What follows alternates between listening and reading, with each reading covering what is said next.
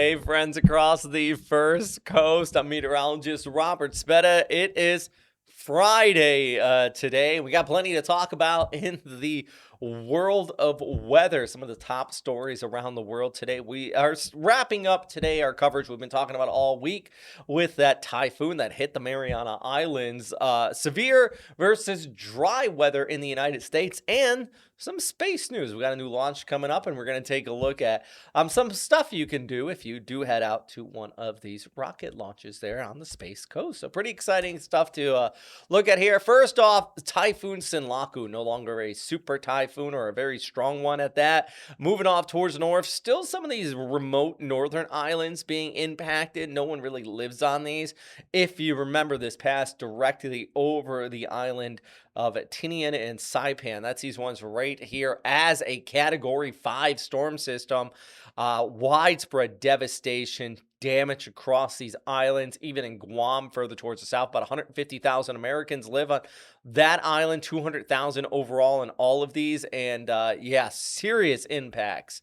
Thankfully, here several days after the storm hit, as we start to get communication restored at least somewhat, there hasn't been any deaths reported from this storm system on the Mariana Islands. Unfortunately, you can't say it was completely casualty free. Got an island of Chuuk. It's way down here towards the southeast. It's kind of where the storm originally developed. There was one death there after a tree fell on somebody out there. And then the storm kind of slowly drifted off towards north and became the monster as it pushed closer to the Mariana Islands. But yeah, it's still going here. Now, here's the thing. You look at the satellite imagery, you can really got a good idea. And this is good for learning how to forecast tropical cyclones, even in the Atlantic. We get this trough that dips down. And you see that right here, pulling off towards the north, deep upper level low, pulling out there towards the Aleutian Islands. Well, basically, this is acting kind of like a hook. It is grabbing it and pulling it right along. And if you just follow the flow of this storm, you can see exactly where the forecast track is taking it out to sea here, away from those islands, and eventually it's going to go extratropical. Now, key thing is that maybe in the long range, we're going to see this, not maybe, likely, bend the jet stream a lot. And it's going to cause some influence in the weather forecast for the United States, even across the southeast. About a week and a half from now, we're going to start to see some changes in the pattern.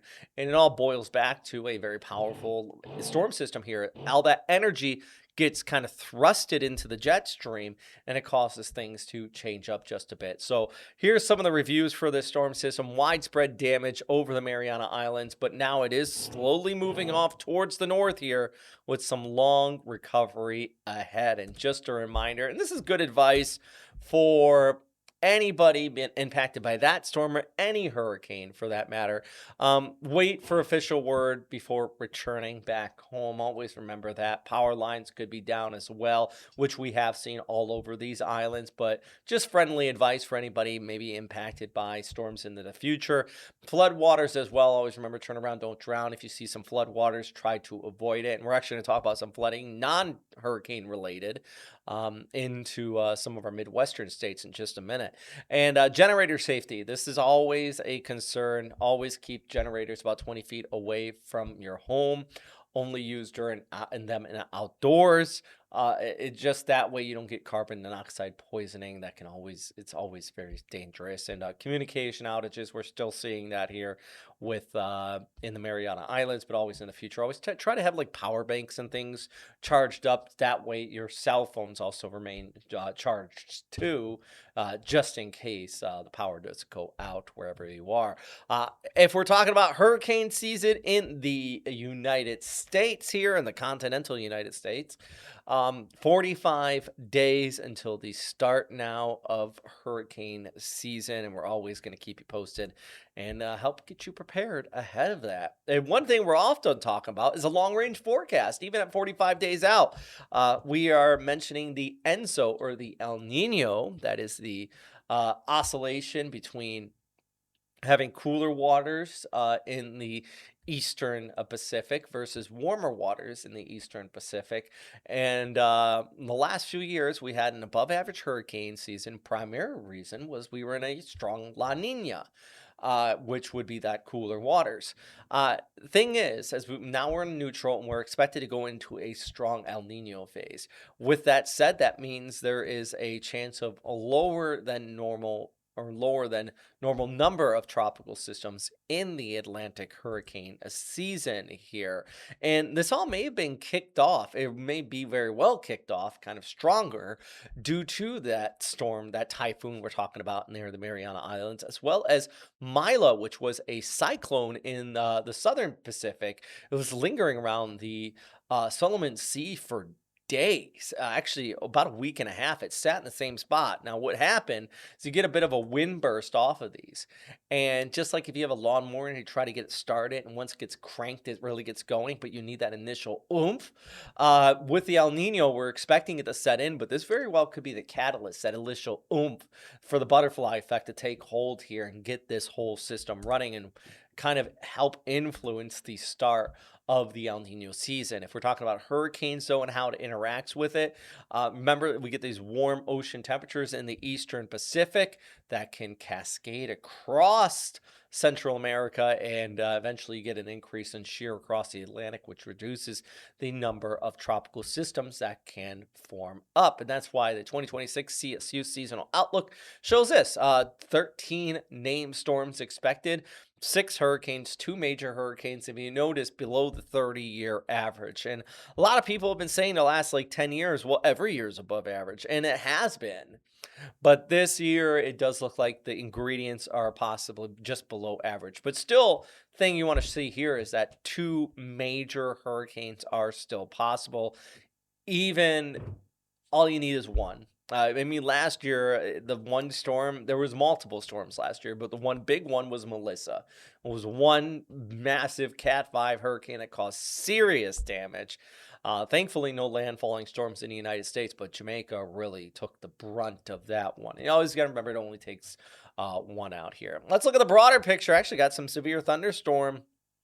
Come back to our current weather and severe weather threat. Looks like some severe thunderstorm watch is in place, even a severe thunderstorm warning across parts of Wisconsin into Michigan and Minnesota here, and they do not need any more rainfall. I'm telling you, all sitting on the stationary boundary. And I'll show you some video out of Wisconsin because some serious flooding taking place there. This is some aerial drone shots. Wow, look at that.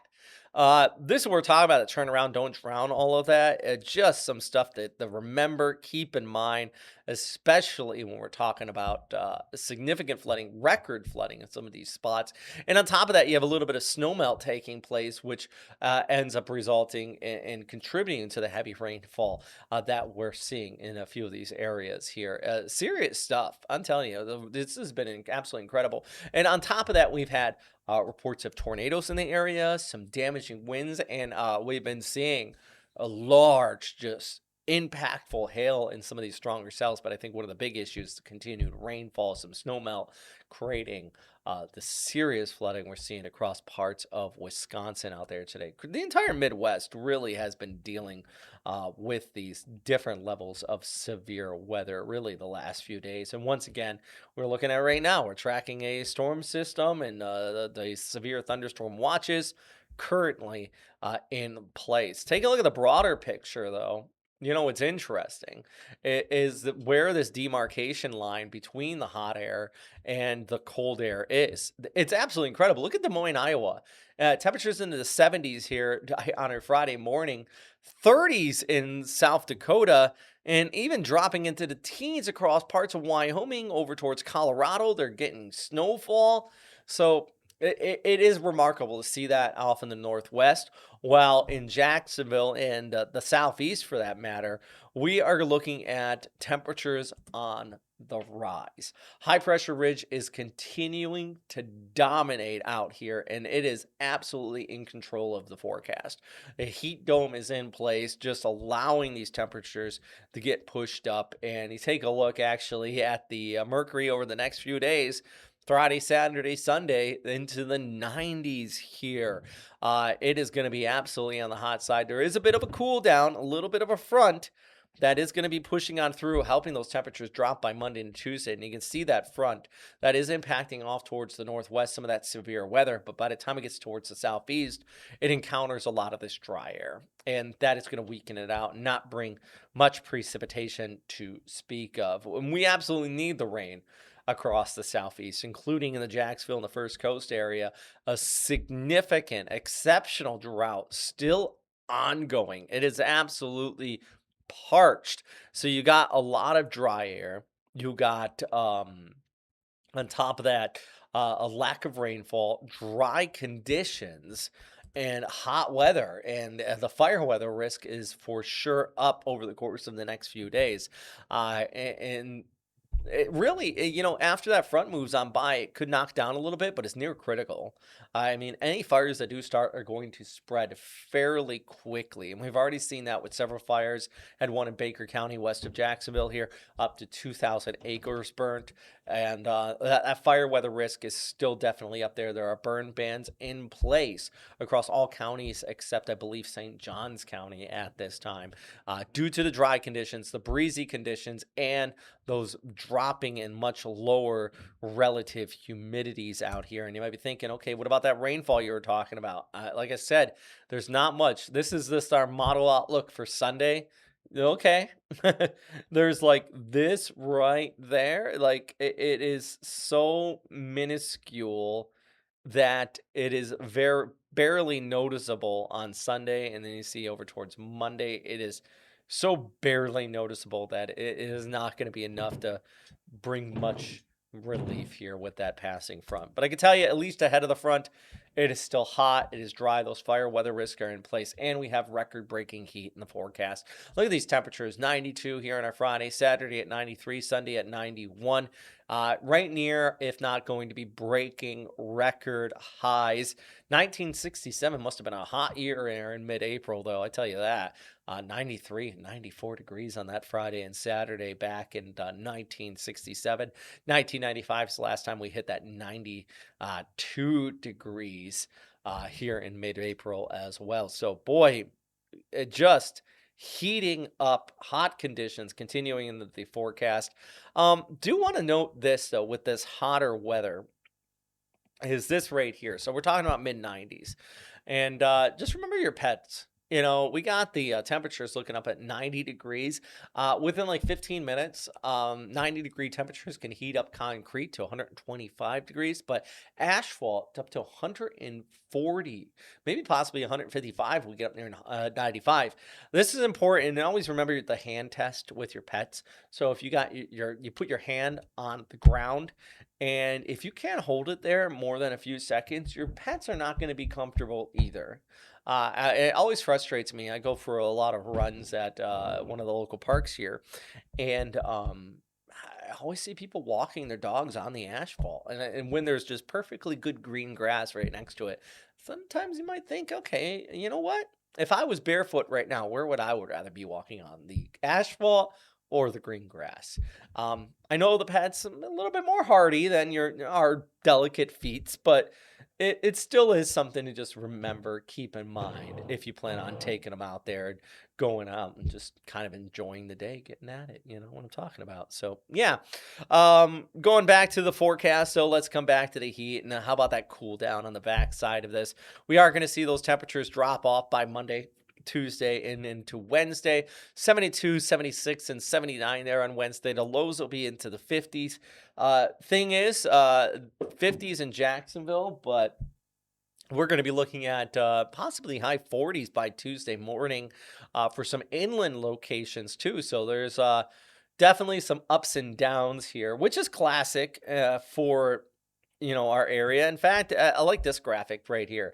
Not the 7-day. This one I'm pulling up right now. It gives you a good idea. So we have this up, and then we go back down.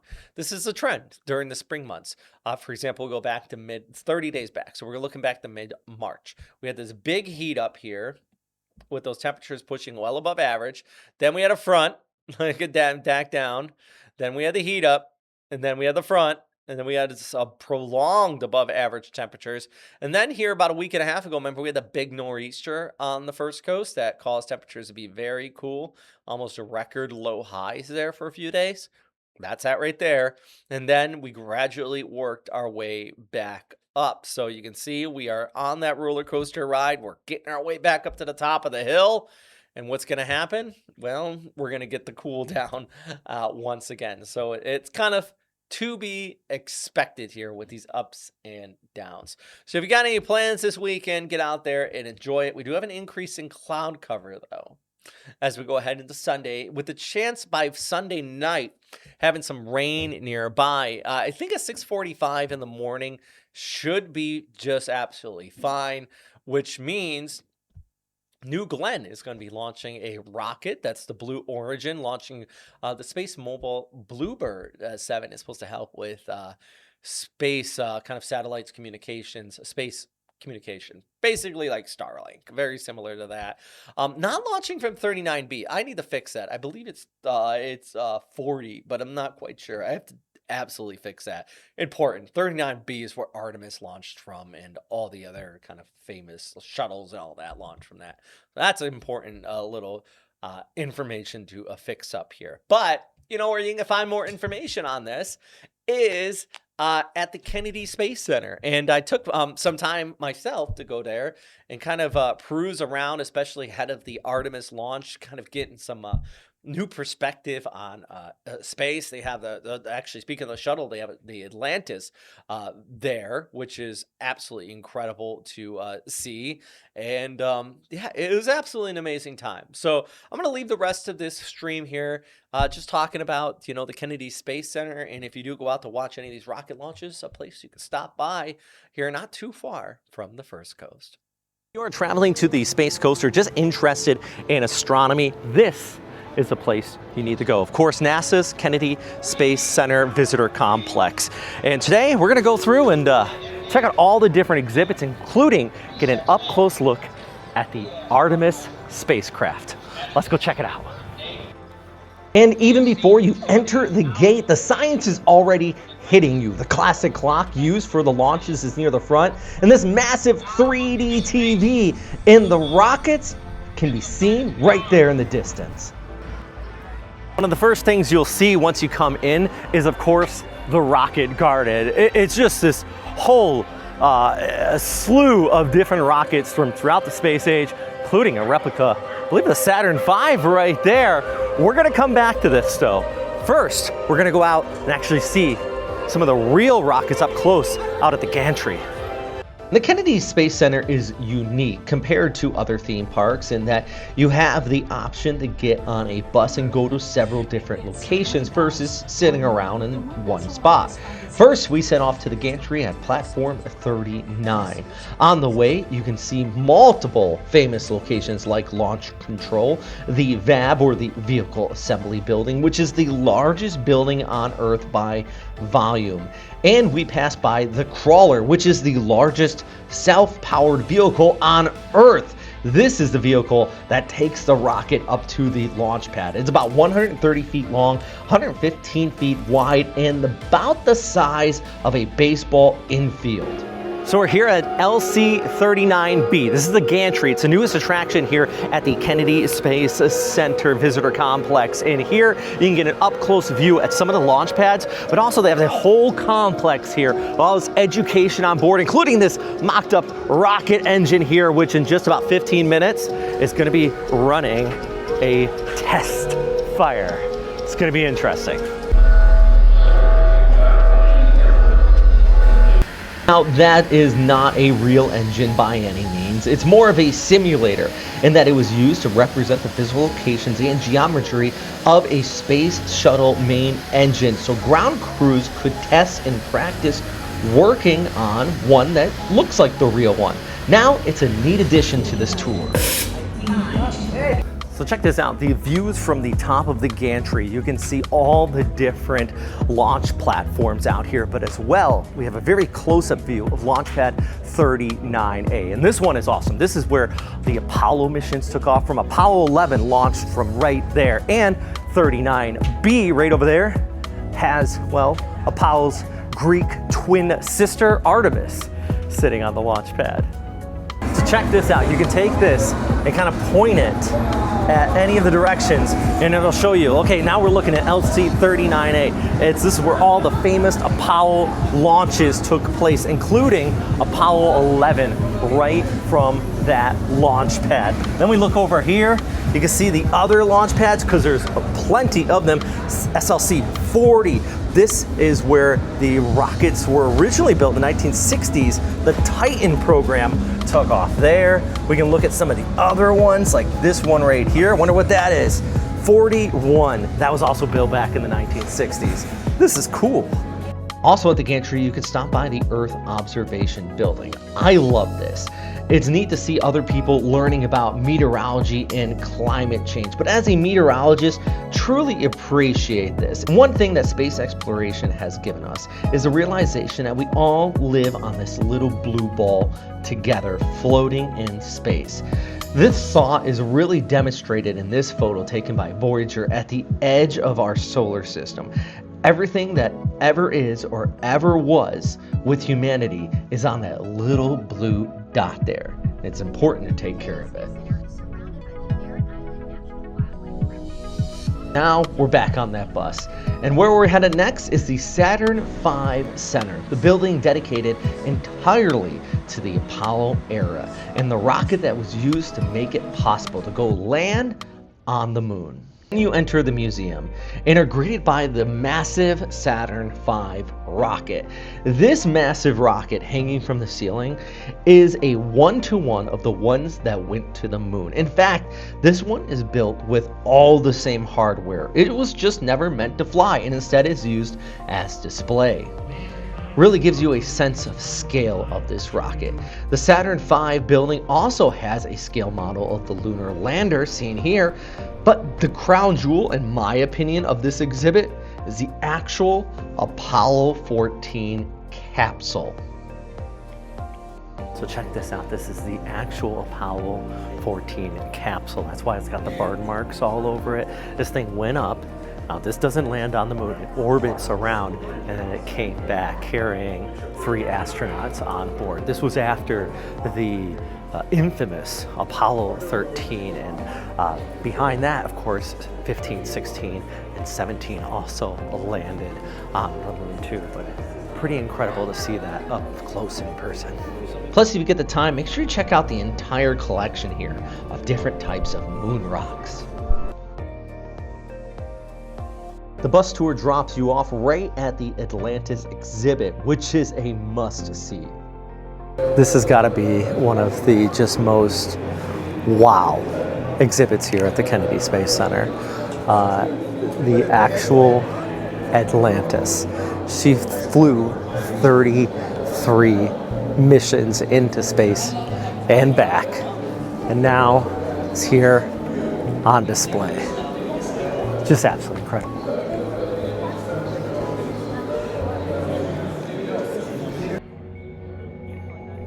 Plus, in the same building, you can find a very moving memorial dedicated to those who lost their lives on the Challenger and Columbia shuttles. The 2 space shuttles were lost in 1986 and 2003, including actual pieces of those spacecraft.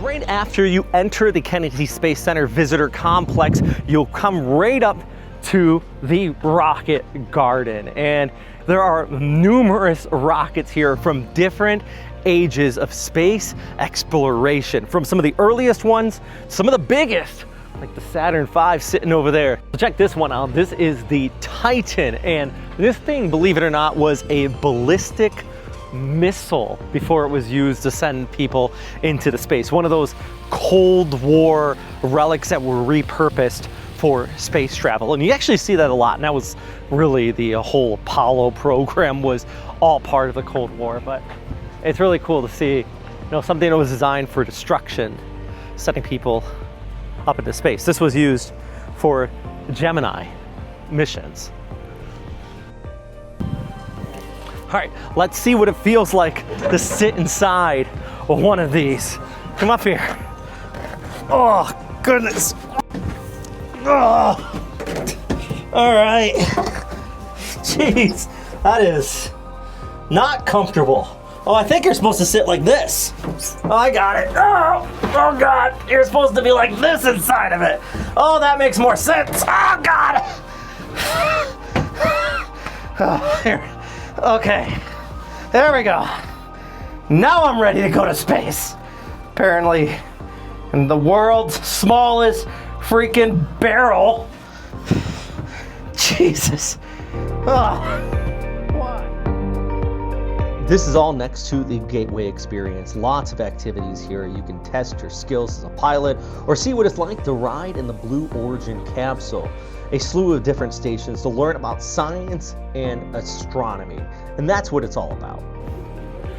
Well, I'd give this place a 10 out of a 10. Now, I am a science nerd and I've always loved astronomy and space, but there's just so much educational stuff here. It's a lot of fun and it's so interesting, all the real world stuff that they have here at the Kennedy Space Center complex. The actual rockets and capsules that went onto these missions into space, and then being able to see Artemis and the launch pads up close. Spectacular. I would say give it 2 days. We're here for 1 day, and there's so many other things that we kind of missed out on, all the rides and there at the Gateway, but still, lots of fun. Big thing though is always get out there, keep learning, and keep exploring. I'm meteorologist Robert Speta.